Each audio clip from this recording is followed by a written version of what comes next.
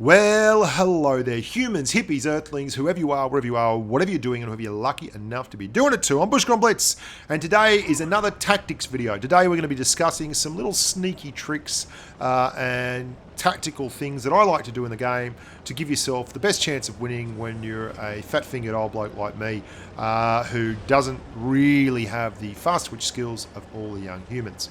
Well, I can still get out there and tap the ivories a little bit. The first one I'm going to talk about is just using a big gun, in this case the Grill 15 you can see there.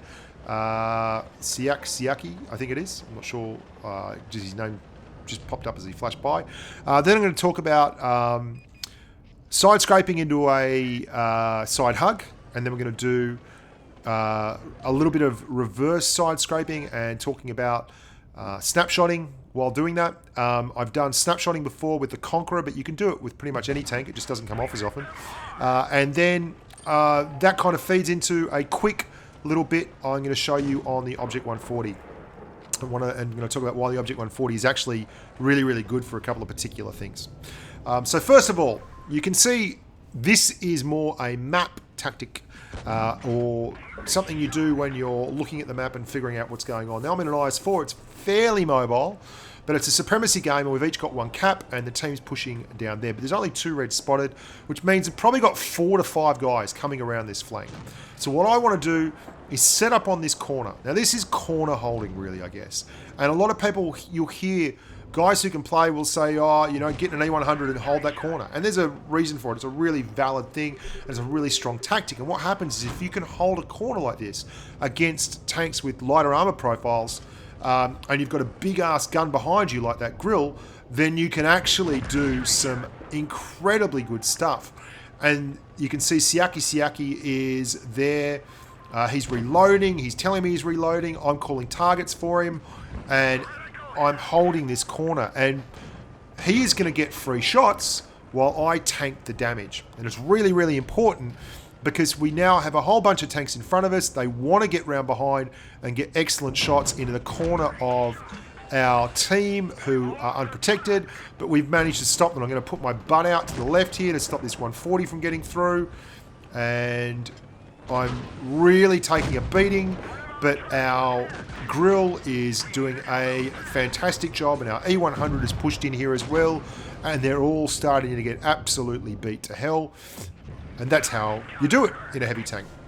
It's a really straightforward tactic. I thought I'd start with that one because that's less about something you're doing with your own tank, although you do have to incorporate a lot of stuff that's pretty straightforward there, like side scraping, angling, but most importantly, you're reading a map. And then I've only got 377 hit points left. I am a one-shot, so what I'm going to do now is basically not come out. Because the worst thing I can do for my team is to go out there and get hit. And if I go out there and get hit and die, that will both give the enemy team points and lose points for our team, which will, in the end, then be a huge negative because then it'll be 3 on 4 and they'll probably be equal with us on points. So I'm just going to sit here, and if they're silly enough to come around that corner, I'll put a heat shell into them, and if not, I'm just going to do the right thing. And that's sensible play. Like what I just did there was sensible play. And I'm a big believer in decision-making winning games rather than anything else. It's one of the things I've seen a lot in ranked is massive super unicum teams, like multiple 70% win rate players losing because your team has good players as well, and someone's made a mistake somewhere else down the line, and they can't bring that back because no one's going to give them an easy look. No one's going to give them that easy way to get back into it. Now this is going to be the side hug. This is going to be the side scrape into side hug. Now we are on one of the most renowned side scraping areas in the game. This is like the heavy tank route, the one route of Fort Despair. This is where the metal meets the road.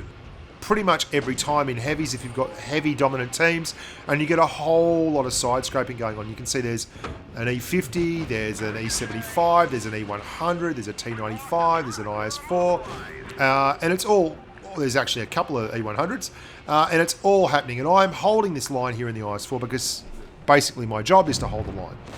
And the E5s, that E5 is going to do an amazing job, by the way. I expected him to be dead so much earlier, and if he had died, I was in all kinds of trouble, but he didn't. We're bouncing a few shots. We're just trying to keep that E100 on us so he can't go in and smash him. And that's exactly what we're going to do here. And the end result in this is going to be that they're going to push on me, okay? Now, there's an IS-4 there who's going to go down. The 263 should finish him, but he bounces that shot. The ST-1 finishes him off. And then I'm pushing back around here and getting another shot into this E100. And that freewheeler in the E5 deserves a lot of credit there. He held up like a champion in front of a whole lot of tanks. So here we go. This E100. Now, first things first. You're going to notice how far back I'm set up. I'm on a reload. So what I want him to do is come around that corner and stop for his shot. And then as he stops for his shot, I'm driving forward, okay? And what that means is he's going to drive forward again. And then sometimes I'll stop again and he'll start lining his shot up and then I'll drive forward. If you want to do this properly, you should go all the way out so you've got a clear shot straight away if you know I'm on a reload. But as it is, that little jerk and hesitation has meant that by the time he's come around the corner to put the shot in, I am fully reloaded and I get a chance to get a shot in. And I've done that because I've pulled back and given myself space to go forward as he comes around that corner. And as he's had to go all that way around and pushed out, I've then jumped in very, very close to him. Now, that's side hugging, and he's a massive big tank. He's an E100 with a very, very, very tall gun who is facing an IS-4 with a very, very, very short gun and quite a strong armor profile, and I'm able to take advantage of that. And it's taken the rest of his team a long time to get around there, and we've gone from what could have been an abject disaster. I've lost 14 hit points, and that T-95's come around there, and it's all down to, really, it's all down to that first move, the pull back to actually maximize the distance. You won't often find me side scraping unless I absolutely have to. Dead set hard up against something. If they're going to push on me. If they're going to push on me, I want distance. And you'll just start incorporating that into your game. And that set up this move where he had to come all the way around. And then by that time, we had teammates coming behind him. So he was forced to push back out. And I managed to get just enough of my tank in between him and that wall where he couldn't start angling back. And I was able to get down next to him.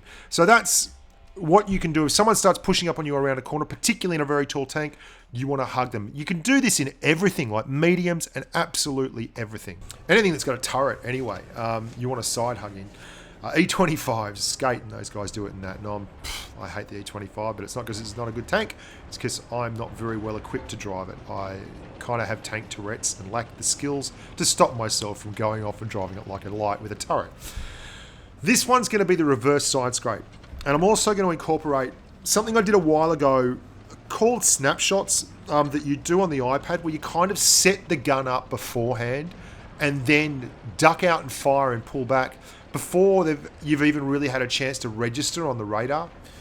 I get myself in a really bad spot and I kind of buy my way out of it with my hit points and then get my head on straight and start driving properly. This is something I've also been doing in ratings. On Temple, top is a lot safer in a supremacy game. You've got 2 caps available, and they're very, very easy to defend. Like there's like 3 entry points, and there's a commanding elevated position in the middle. So if you're in ratings and you're on my team, I'm going to always be pushing for top in a supremacy game. I just believe it to be a much more effective place. And I've won a lot of games because of that. The VK gets a nice shot into me. There's an object there. I'm trying to move up here to help my TDs. Pure and simple. And it cost me a lot of hit points to get out there and stop that 268. I really didn't want them to get any momentum. And you can see straight away, I'm putting myself in that corner. So I spent a lot of hit points. Okay, and I'm going to switch up here. That 268 is a target. There we go. Now, I'll slow this down. And I'm going to do this a couple of times here. I'll only slow it down the once. That 268 is in a really good, strong position there. He's got hard cover on his right. Oh, it's not strong. It's perilous, as you're about to see. I'm going to get the gun set up, okay? And then you'll watch on the bottom left-hand corner of the screen, I'm pressing forward. I'm actually going to start pressing back right here as the gun rolls forward and press fire. And I'm already reversing, and the gun kind of throws the bullet around the corner throws the shell around the corner. Now, I showed you me doing that in a Conqueror on Copperfield recently. This is definitely a much tougher tank to do it in. And you'll note I'm also hard up against that edge of the pagoda there because I'm reverse side scraping to anyone who pops up behind me. And the reverse side scrape, I've had a heap of people tell me, oh, you should reverse side scrape all the time in the IS3 and the IS7 and all that. But it's just not, it's a bit of a gimmick. This is like a tactic that I'd use all the time, that kind of throwing it around the corner. But the reverse sidescape is, in fact, a little bit of a gimmick. And you can see the pressure on the red guys here. They don't have a lot of choice. They've got to come out. If they don't, they're going to lose it. The 268 is still there. Once he gets spotted up again, I'll go out and I'll do exactly the same thing I did before. Here we go. Drive forward, drop it, and it's like it's actually being fired while I'm around the corner. And then I'm going to reverse side scrape out to that 268 over there. He doesn't notice me, but I'm in a really strong armor profile anyway because I've got a very, very low slung tank. And we get ammo rack damage on him. And really, all this comes from good map selection, good map tactics. Like our team played a much better ratings game than they did there, which was about time because I think I was on a massive slide there. I got to 4,996 and then all the way back down to like 4,250 or something, and then all the way back up to 4,800 something today. It's like up and down. Finally, we're going to have a talk about doing that a little bit differently with the Object 140. And I want to talk about this tank in particular because, okay, you have a bunch of different stats on your tank. You have your dispersion number, say, which is 0.5.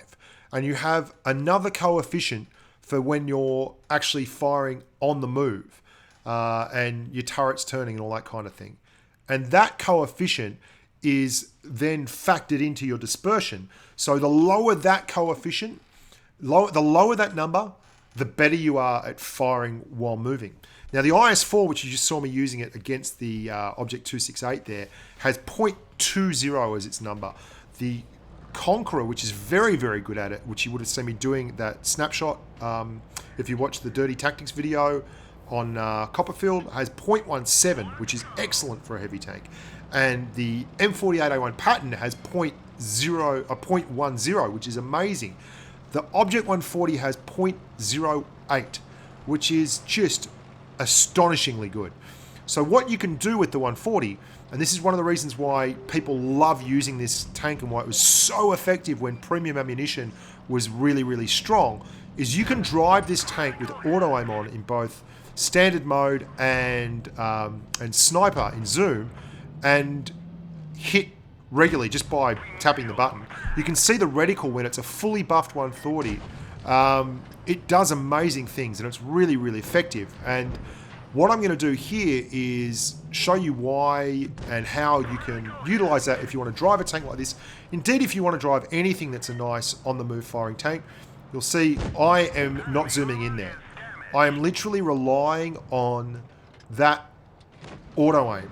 And why is that really good? Because it means that every time someone pops up over here, I can pull out. And if the 140 is not watching, I can shoot really, really quickly and then pull back. And I get to watch him and be very, very ready for when he's in a bad position so that I can pop out and shoot. And that's it. So it lets you watch the screen while still hitting your target without losing that sense of where you are in the world. So that's a little bit of a dirty tricks vid. I hope you liked that. I hope it covered off some things that you haven't thought about before. And even if it did, just goes through stuff that you know about and you're already cool with. Yeah, like the video, subscribe to the channel, listen to the podcasts. The podcasts are out there. Like I did a big podcast on ratings and everything else recently, and it was really, really cool. And I do interview some people and yeah, leave comments. And I hope you're enjoying Blitz. I've found a bit of a new lease of life for Blitz of late because the ratings battles have really excited me and I've really enjoyed them. Some people have had a much tougher time in it. And I think that may have had something to do with getting stuck in early and getting past a certain level in ratings before the calibration kind of screwed things up. Because I know Aig's had a bit of a rough time with teams, and I Swiss is going mental with it. But anyway, I digress. Yeah, look after yourselves, look after your families. Make sure you pop in on Friday, my time in Australia, Friday evening. I think it's going to be about 9 o'clock at night. I'm going to be popping on for a quick mad half hour with my mate Skate Extreme on the charity stream we're doing. So pop along to that. And until next time, look after yourselves and stay safe on the battlefield.